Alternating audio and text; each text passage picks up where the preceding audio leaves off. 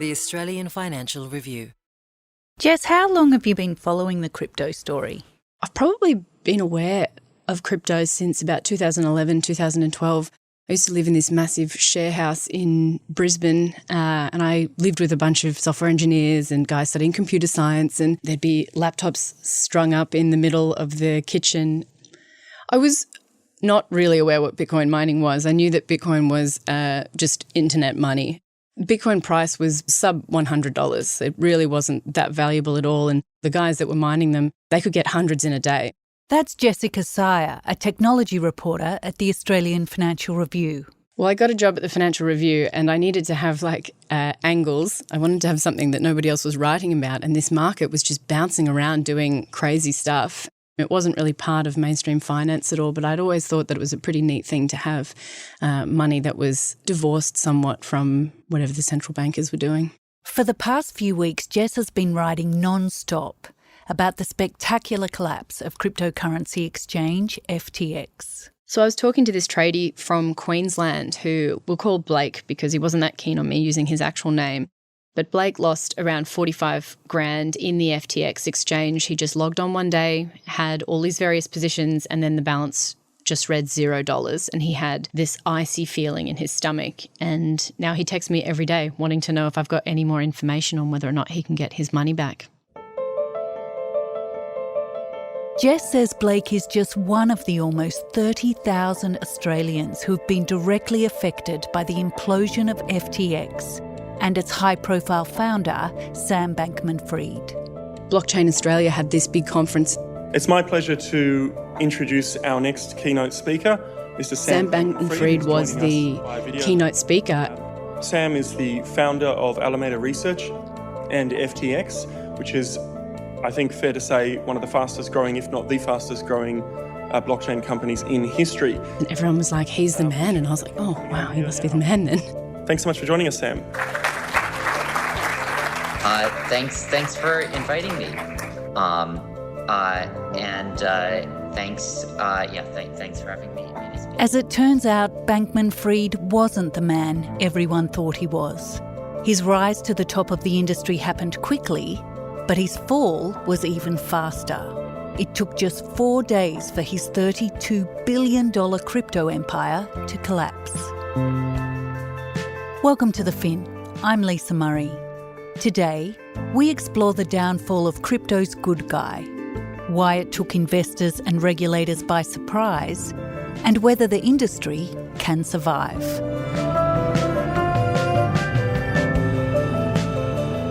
It's Thursday, November 24.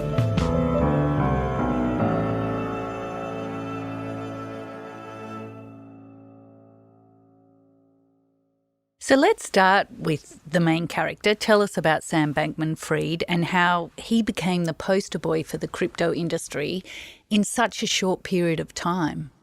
So Sam Bankman-Fried is this 30-year-old quant trader who had a pretty plum upbringing, actually. Let's go back to when you were growing up. You grew up in California? Yep, on Stanford campus. And your parents were both professors at Stanford Law School? Yeah. And he has a degree in physics from MIT, and he got this job at Jane Street, which is a really well-respected quant trading firm, and he worked there for a couple of years. Yep, went back to Jane Street, worked there full time. And what did they do? They're quant trading firms. It's basically a combination of modeling, computer trading, and real-time intuition kind of jumbled together. And I think Sam Bankman-Fried got really interested in crypto because it's a 24-hour market, it never ever stops. So he set up his own firm called Alameda Research after his career at Jane Street, and Alameda was designed to just make money out of trading derivative or crypto assets.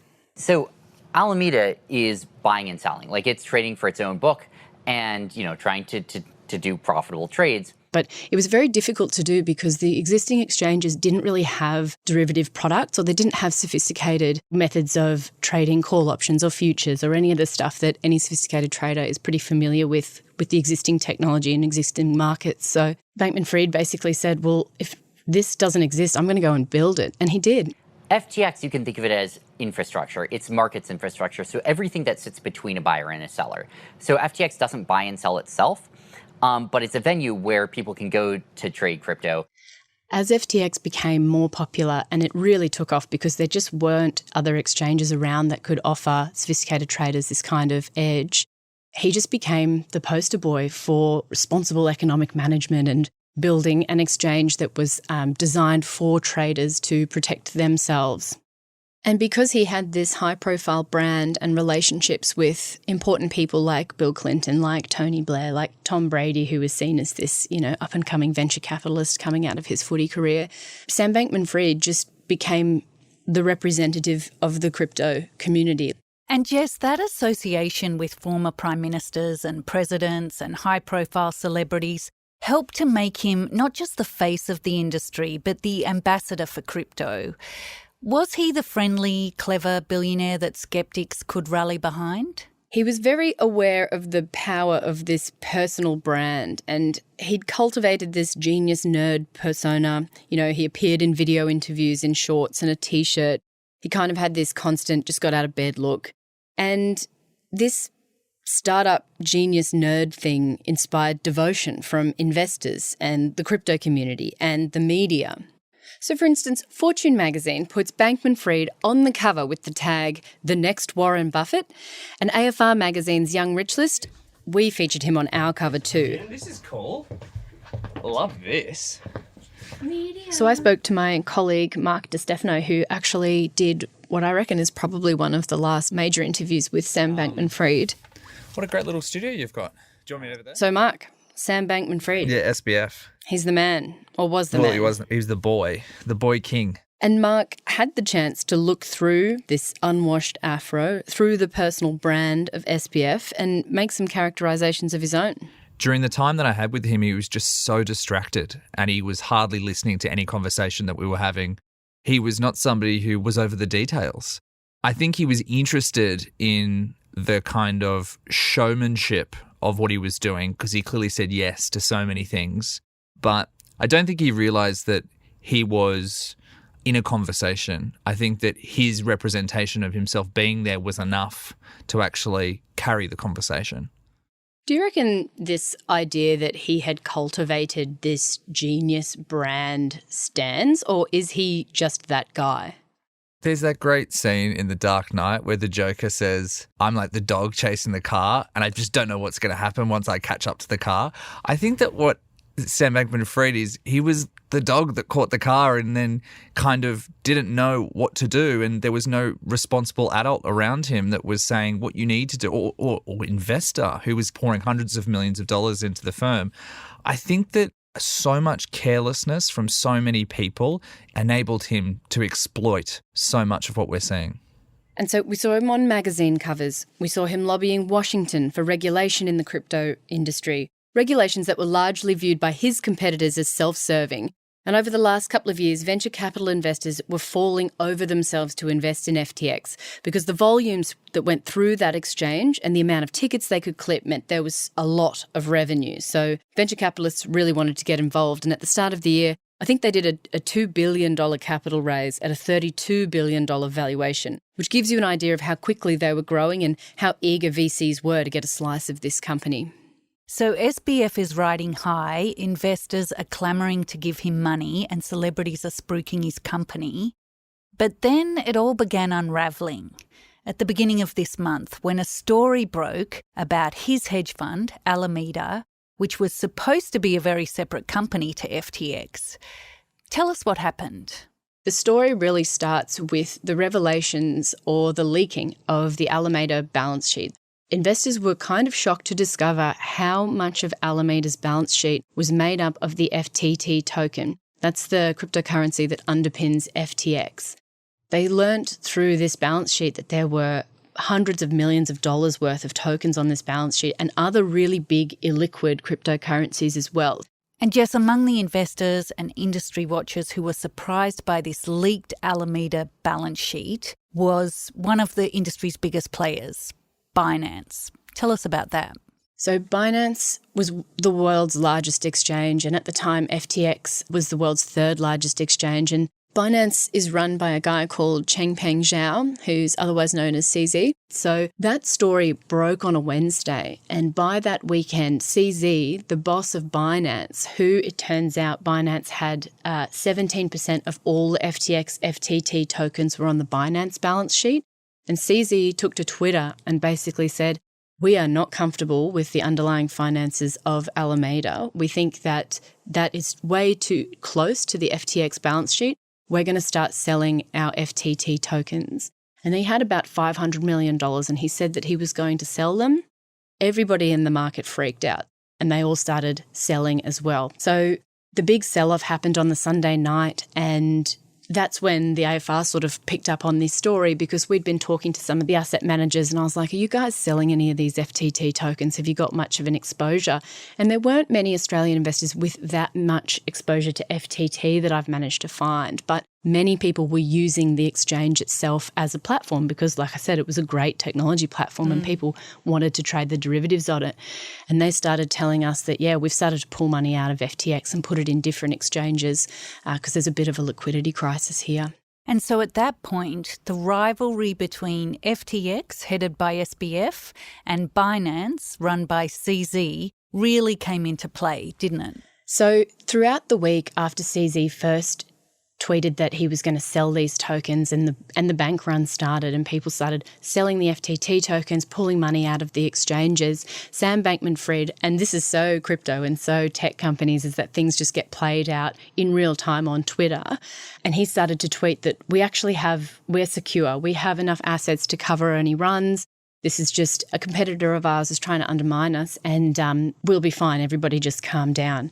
By Wednesday, I woke up to find that Binance had made a non-binding bid for FTX. Why don't you take us back, if you could, to when you first got the call from Sam and you first had a chance to look at the books, because I think a lot of people are still trying to understand exactly what happened here. Sam Bankman-Fried had actually approached CZ and said, hey, we're in real trouble here. Do you have enough liquidity to buy us as a business and be able to comfortably pay out all of the, I think it was $8 billion. It was $5 billion on the Sunday, but $8 billion over the course of the week of customers demanding their money back. And FTX just didn't have that money. I got a call from Sam 48 hours after I made the tweet, and then he wanted to talk. So by the Wednesday, CZ's gone, sure, yeah, I'll buy your business. Just let me have a look at the financials. It was pretty clear pretty soon that there's misappropriation of user funds. The user funds are gone. I think it was within like 12 hours, he tweeted again, looking at the books and was like, no way, I don't want to buy this business at all. There's nothing we can do to help this company. At that point, it's clearly that he lied to his users, his investors, his VC investors, his employees. At that point, I thought I couldn't, whatever data that's in the data room, we couldn't trust anymore. And so FTX was in free fall. I mean, everybody thought SBF was, the savior of the industry here, and he needs help himself at this point. It's a bit of an Icarus moment for the space and for FTX. By the end of the week from hell for Sam Bankman-Fried, he's lost about $14.9 billion worth of value over 4 days. The value of the FTT token has gone to zero. There are no buyers in the market for the company, and he's been forced to declare bankruptcy on the Saturday. It's unacceptable, it's ridiculous, it's reckless, it's not good for the space, and it is another shoe in a year that has had quite a few blow-ups and issues in the crypto space. And Lisa, this isn't just a story that's affecting crypto bros in the Bahamas. There's a broader threat here, and it's spreading. And Australian investors aren't immune. According to ASIC, 44% of all Australians own crypto.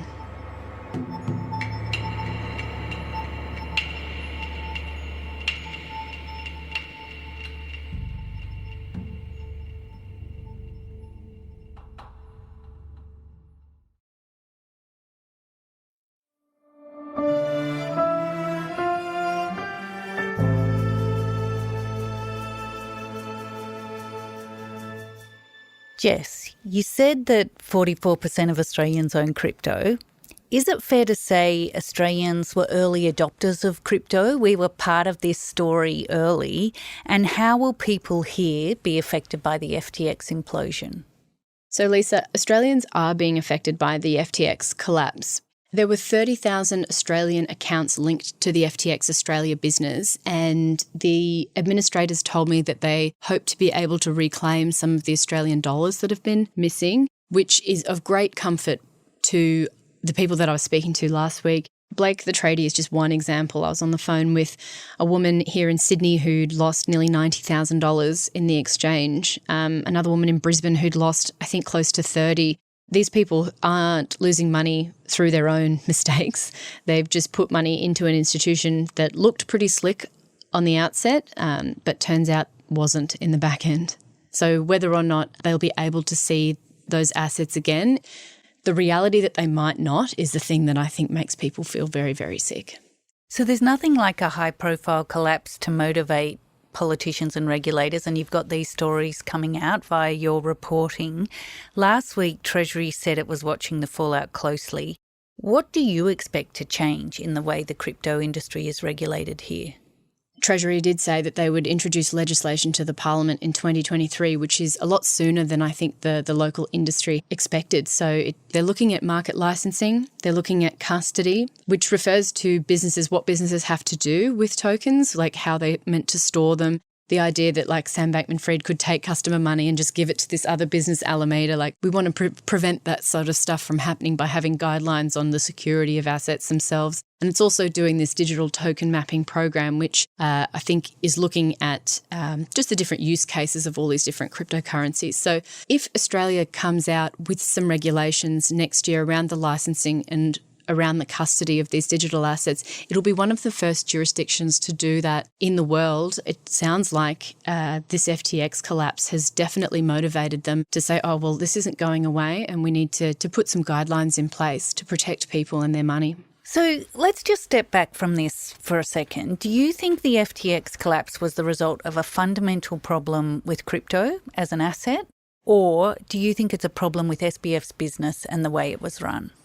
I think the collapse of FTX is a real problem with the business. I was talking to my mum on the weekend about this, and at the end of our conversation, my mum, who's not a crypto investor, just goes, well, it sounds like a gambler lost a lot of money and then borrowed some more money to try and gamble and get that money back, and he wasn't able to. And I said, yeah. And she said, well, that's a pretty old story. So I think this is one of those tales. This isn't a story about cryptocurrency technology or blockchain technology breaking. It's about people's trust being placed in a centralised entity that didn't have any scrutiny at all. What I think is really astounding is the amount of venture capital investors who gave this guy money, who never saw a balance sheet, who never got to look under the hood of this business, because the minute that CZ did the other week, he just balked straight away and said, well, there's nothing we can do with this business. And the Financial Times got a hold of this balance sheet, and I've seen it, and it's just appalling. Like there's no demarcation between various companies and different assets. So this feels like a story about mismanagement of assets. It just happens to be that these assets are crypto assets, and there isn't a clear process for how to recover them and what the rules are for individuals who have perhaps misused them.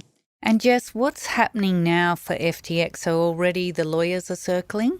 Yeah, so Sam Bankman-Fried, when he declared bankruptcy, he also resigned as Chief Executive Officer, and we've got a new guy who was actually the administrator for Enron come in to try and sort out the finances of the business. And on Friday, he put out the first report basically saying that this was the worst managed companies he'd ever seen in his 40 years of looking at corporate frauds or looking at mismanaged businesses. And it just sounds like the lawyers are slowly but surely piecing together which assets belong to which entities and which licenses applied to different companies. And now the focus is on contagion risk. So this week we've had the Nasdaq-listed Australian Bitcoin miner Iris Energy nearly collapse, crypto broker Genesis struggling to raise money, and Brisbane-based crypto exchange Digital Surge freezing their withdrawals. So what happens now? Is this the end of crypto? I don't think this spells the end for crypto, which is a software technology, and software technology itself doesn't have any rights or wrongs attached to it. It's just like a tool that people will find new ways to use.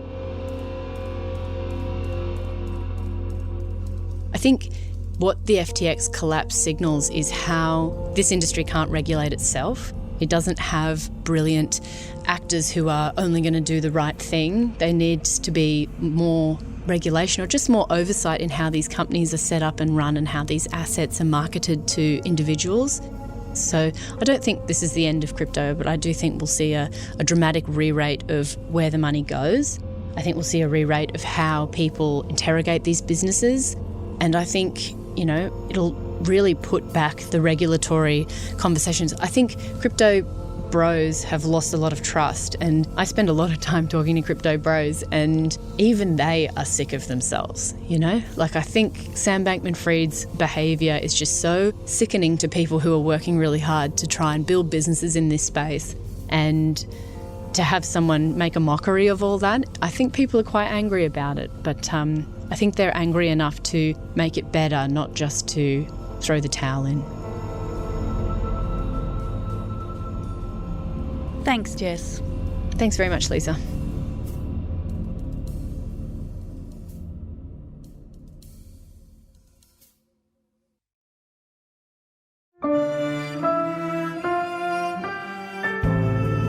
Here's the other big stories we're covering this week. Just 6 weeks after shocking the market with a massive profit upgrade, Qantas has again lifted guidance amid surging demand. The airline said on Wednesday it now expects earnings of between $1.35 and $1.45 billion. That's a $1 billion jump on what some analysts were forecasting at the beginning of last month. And fossil fuel investments by the $193 billion Future Fund are under a cloud after the government revealed it was seeking to better align the fund's investment strategy with the legislated goal of achieving net zero emissions by 2050. The Future Fund invests in major players including Woodside Energy, Santos, BHP and Rio Tinto. Thank you for listening to The Fin. I'm Lisa Murray with Jessica Sier reporting today. The Fin is produced by Alex Gow and Lapfan. Fiona Buffini is the executive producer. Our theme is by Alex Gow. If you like the show and want to hear more, follow us wherever you get your podcasts and consider rating and reviewing us as it helps others find us. For more stories about markets, business and power, subscribe to The Financial Review at afr.com/subscribe. See you next week.